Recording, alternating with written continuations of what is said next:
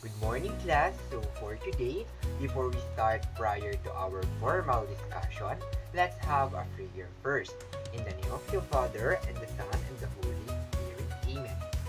Lord, guide us and keep us safe. Bring us joy so that at the end of the class, we gain learning, we gain knowledge. In the name of the Father, and the Son, and the Holy Spirit. Amen. Now, I will be checking your attendance. So, based from your attendance, so no one is absent. So, very good, class. Give yourself a round of applause.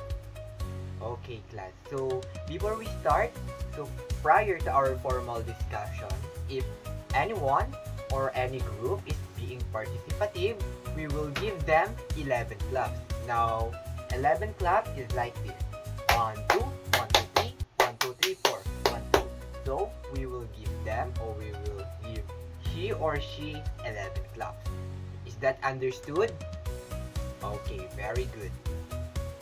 So before we start, prior to our formal discussion, so let's have an activity first. This activity will be called signage on the spot. Now this is what you will going to do. I have printed illustrations. This will be a signage that I will give to each group of you. I will group you into 3 and each group will be assigned with this illustration or with this signage. So you have only 3 minutes to discuss with your group what your insights, what the information you know or what knowledge you know with regards to this signage. So after that, each group must have one representative to represent the signage that assigned to them. Is that understood? Okay, so very good, class. So you may now start. Very good, class, for presenting your activity. Now let us go back to what signage is assigned to each group of you. So here is the signage for group 1. We have the smoker's body. Next, for the group 2, we have no smoking signage. I know all of you are aware of this. And last, for the group 3, we have the property rules. So it includes no smoking, no alcoholic beverages, no firearms or weapons, and no drugs. So I think this group explained all other of the group's ideas, insights, informations, or knowledge with regards to this signage. Very good, class, for doing your activity. Let's give your all self or let's give yourself 11 claps. Very good, class. Based from your activity, so what do you think our topic will be? Anyone? So can you raise your hands if you want to answer? Okay, so what do you think? Very good. You think we will gonna talk about cigarettes or smoking? So anyone? Anyone? Do you have any idea? Yes? Very good. So you think we will gonna talk about drinking alcohol? So anyone? So I think the answer is, your answer is like related to our topic, but I need more be specific to your answer. So anyone? Yes? Oh, very good. So you think our topic will be about cigarettes and drinking alcoholic beverages. Okay, class, so give yourself 11 claps. 1, 2, 1, 2, 3, 1, 2, 3, 4, 1, 2. Now, our topic will be called prevention and control of cigarette smoking and drinking alcoholic beverages. So all of your answers are reliable. All your answers is connected to our new discussions. Very good, class. So here's the topics that you need to understand at the end of our lessons. First, the prevention and control of alcohol. Second, the persistent skills in situations related to cigarette smoking and alcohol use. Third, the health alternatives to promote healthy lifestyle. And last, the policies, laws against cigarette smoking and alcohol drinking. Now, class, so let's proceed to the first part of our lesson. Okay, class, so let's start. the first part of our discussions, which is the prevention and control of alcohol. Now class, are you wondering if anyone can be a user of cigarettes and drink alcohol? The answer is yes. But class, I'm not suggesting that you all need to be user of cigarettes and drink alcohol. Because too much uses of alcohol and too much uses of using cigarettes can lead to health risks. So you may acquire or you will acquire some diseases that is hard to cure. Now, what are the diseases that you can absorb from using cigarettes or from drinking alcohol? First is the chronic liver diseases. So it is a failure of our liver to function properly. Next is the cardiovascular disease. So it can cause a heart failure, resulting to inappropriate functions of our heart and unable to pump blood and deliver blood throughout of our body. Lastly, and most importantly, that one of the diseases that you can acquire is the lung disease. So it refers to the disorders that affect our lungs, the organs that allow us to breathe, that allow us to breathe oxygen and release carbon dioxide. So it is important that these diseases should be avoided so that we can live a healthy life. So now class, to avoid from using cigarettes and drinking alcohol, merong strategies in prevention and control of cigarettes smoking according sa World Health Organization. First, meron tayong taxations of smoking. Kapag sinabi nating taxation of smoking, ibig sabihin tataasan natin ang presyo ng sigarilyo, ang presyo ng alak. Isa itong paraan upang mabawasan natin ang mga user ng sigarilyo at mga user ng alak. Pangalawa is mass advertising. Yung ginawa nyo activity kanina, yun ay isa sa pwedeng maging mass advertising na pwedeng gawin katulad nyo bilang estudyante. Ang pagpapaskil ng mga signage ay isang paraan para maibsan natin ang paggamit ng sigarilyo at pag-inom ng alak. Isa pa dito ay yung mga nakikita nating mga sigarilyo na may iba't ibang picture ng mga disease na pwedeng ma-acquire ng isang user. Next is peer education programs. Dito pumapasok yung mga seminar, yung mga pa-meeting natin with parents, students, and personnels na maaaring i-discuss yung mga do's and don'ts na dapat natin gawin bilang paraan para maibsan o mabawasan natin ang user ng sigarilyo at ng pag-inom ng alak. Next ay motivation interviewing. Dito, pumapasok na yung pag-encourage natin sa mga user na itigil na nila yung paggamit ng sigarilyo, yung pag-inom ng alak. Next ay health warnings. Ito na yung, dito na rin ulit pumapasok yung ginawa nyong activity kanina, yung signage. So, isa yan sa mga health warnings na pwede natin gawin bilang estudyante, bilang ako, bilang guro. Next is banning smoking in public places. Ang pagbaba ng sigarilyo sa mga public places ay alam nating mahirap gawin. Pero unti-unti natin itong nakikita base sa pag-aksyon ng gobyerno. Ito ay madali nating maiibsan. So, yun ang isa sa mga strategies or yun ang mga strategies na pwede natin gawin bilang tao, kayo bilang estudyante, ako bilang guro. Ngayon naman ay dumako tayo sa next part ng ating lesson, which is the resistance skills in situation related to cigarette smoking and alcohol use. Una, be aware of the presence of social pressures around you, either direct social pressure or indirect social pressure. Dito, dapat maging aware tayo sa mga taong kinakausap natin, sa mga taong pinakikisamahan natin. Pag sinabi natin direct, ito yung nakakausap natin personally, nakakasama natin lagi sa bahay, sa eskwelahan, sa loob ng sa labas ng eskwelahan, or kung saan man. Kapag indirect social pressure, ito naman yung mga taong nakakasalamuhan natin through the social media platforms. So, Yon ang dapat natin maging i-consider. Okay? Kasi ang mga tao nakakasalamuhan natin, maaari sila ang mag-influensya sa atin upang gumamit tayo ng sigarilyo, upang uminom tayo ng alak. So remember that plan. Second, stay away from the pressures. So ano yung pinagkaiba niya sa una? Kapag sinabi natin stay away of pressures, ibig sabihin lumayo ka sa tukso. Okay?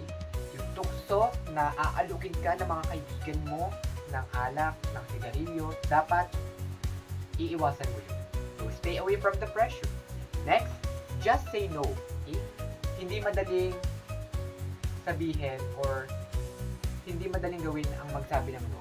Alam natin yan. Okay? Sa sigarilyo, sa alak, alam natin maraming taon talagang sige lang ng sige.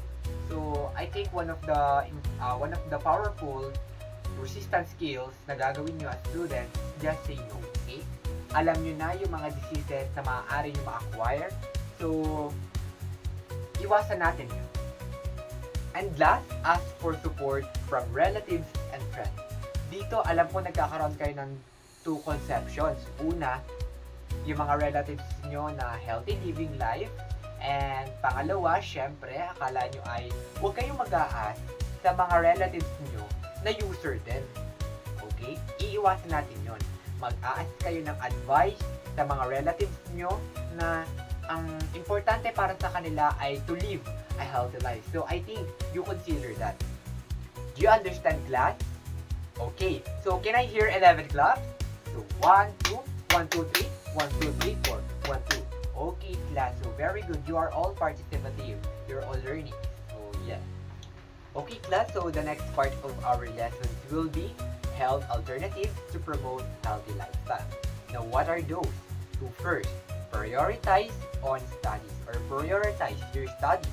So, one should focus studies and socially related activities, having positive thoughts, and ideas, keeping the mind more active. Ibig sabihin, at your young age, dapat ang inuuna nyo ay ang pag-aaral nyo. Okay? Iiwasan natin na gumamit ng sigarilyo, na uminom ng alak, or magpa-influensya sa ating mga nakakasalamuha. Second is be active. You should try something new and more exciting activities, just like engaging to different sports or getting involved in a cause project. Dito, class, pumapasok yung mga paliga ni SK. Yung mga basketball kontra droga. So, it is another way of being participative rather than using cigarette or drinking alcohol. So, you may join engagement activities and be happy. Next is make a choice. So, choose a circle of friends who can influence you to have a healthy outlook in life. Ibig sabihin, class, you should choose a circle of friends na talagang i-influensyahan ka in a good way, not in a bad way. Huwag kang pipili ng circle of friends kung yung friends mong yon ay gumagamit ng sigarilyo or umiinom ng alak. So, avoid that.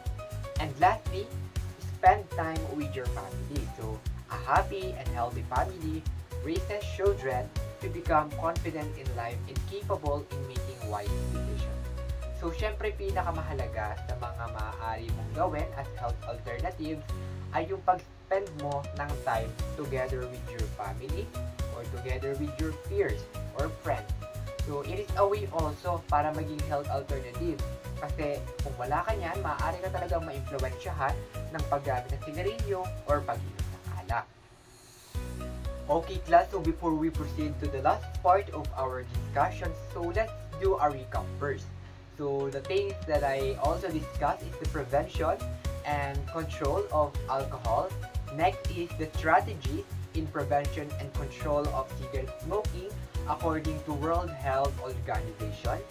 Next is the resistance skills in situations related to cigarette smoking and alcohol use. And next is the health alternatives to promote healthy lifestyle. So, mahalaga na dapat ay tandaan nyo yan dahil ayan ang mga magiging susi para maiwasan nyo ang impluensya ng paggamit ng sigarilyo at pag-inom ng alak. So now, class, we are now into the last part of our discussions, which is the policies and laws against cigarette smoking and alcohol use. Now, What are the laws that you need to remember as a student? So first is the Republic Act 9211, also known as the Tobacco Regulation Act of 2003, regulating smoking in public places, sales to minors, packaging and labeling of tobacco products, and tobacco advertising, promoting of sponsorship. Dito sa act na to, iniiwasan nito na ma-influensyahan ang mga minor ng paggamit ng sigarilyo, yung pagpapatuloy na paglunsad o pagdami ng produkto ng sigarilyo. Next is the Republic Act 10351, otherwise known as the Sin Tax Law. So, it is an act reconstructing the excise tax on alcohol and tobacco. It aims to prevent the excise taxes to the eroded. The excise tax rates will be increased by 4% every year effective 2026 for the distilled spirit and 2018 for cigarettes and beer. Dito, pumapasok dito yung pag-i-increase ng presyo sa patuloy na pag-unlad ng panahon natin, sa patuloy na pagdagdag ng panahon ng year, tataas din yung mga presyo ng mga sigarilyo at ng alak. Next is the Graphic Health Warnings Law, known as the Republic Act 10643. Requires graphic health warnings on 50% of each of the principal display areas. Dito class, pumapasok na dito yung ginawa yung activity kanina, yung mga signage. So, isa itong paraan upang maging health warning kung saan makikita ito ng mga tao sa pampublikong lugar na dapat nilang iwasan ang paggamit ng sigarilyo, na dapat nilang iwasan ang pag-inom ng alak. Next is the Regulation Act or the Republic Act 10586, otherwise known as the Act penalizing persons driving the influence of alcohol, dangerous drugs, and similar substances. So gives law enforcement officials the authority to conduct sobriety and health alcohol tests on drivers. Dito class, pumapasok dito yung palagi ang pagtetest sa mga drivers natin, lalo na kapag gabi. Titignan natin kung sila ba ay gumamit ng sigarilyo or uminom ng alak habang nagda-drive. So dapat maiwasan natin yon. Next is the Republic Act 8749, also known as the Philippine Clean Air Act of 1999. So it is a law that aims to protect the quality air control and to promote the clean air of our community. So isa rin sa mga batas ay ang pagpapalaganap ng mabuting gawi para mas mapalinis natin ang hangin within our surroundings. Next is the School Policies and Guidelines. So the Department of Education bans smoking to eliminate smokers inside the school campus and lessen the effects of smoking among students and personnel through smoking ban. Dito guys, hindi lamang personnel ang pinagbabawal ng Department of Education sa paggamit ng sigarilyo, bagkus pati na o lalo na ang mga estudyante na pumapasok. Dito, pumapasok dito yung pagiging awareness natin na dapat hindi tayo gumagamit ng sigarilyo kapag tayo ay nasa loob ng school. Next is the local government and non-governmental organizations strictly compliant with Republic Act 9211. Campaign posters and advertisements are posted in strategic places in the community. Ibig sabihin, sa mga strategic communities or yung talagang prone sa addiction ng smokers, addiction ng paninigarilyo at pag-inom ng alak, dapat magkaroon na tayo dito ng intensive or yung talagang vigorous na health warning. So, dapat maipabatid natin sa kanila na ang paggamit ng sigarilyo, pag-inom ng alak ay masama sa kanilang kalusugan. So, I have a quote to leave for you. So, despite all the laws, policies, and guidelines, it is still a big challenge to discourage young individuals from smoking and drinking to live a healthy lifestyle. As you hear guys, as you hear class, you at young age, kayo pa yung talagang hindi ma-discourage sa paggamit ng sigarilyo o sa pag-inom ng alak. Kaya dapat class, at your young age, choose to live healthy. Okay? Ano nga yung sinabi ko kanina? Just say no. Okay, class? So just say no at all costs. Huwag niyong hahayaang na ma-impluwensyahan kayo ng paggamit ng sigarilyo, ng pag-inom ng alak. Mahalagang tandaan natin na mayroong iba't ibang batas na maaari niyong ma-acquire, na maaaring ipatong sa inyo kapag naging user kayo ng sigarilyo o naging user kayo ng pag-inom ng alak. Kaya tatandaan natin, class, itong discussion na to is an awareness for you to be aware na dapat magkaroon tayo ng a healthy lifestyle rather than to have a dangerous life pertaining to our health na maaari talagang maapektuhan kapag tayo ay naging user ng drugs. So, okay class, I hope you understand our topic and see you next class.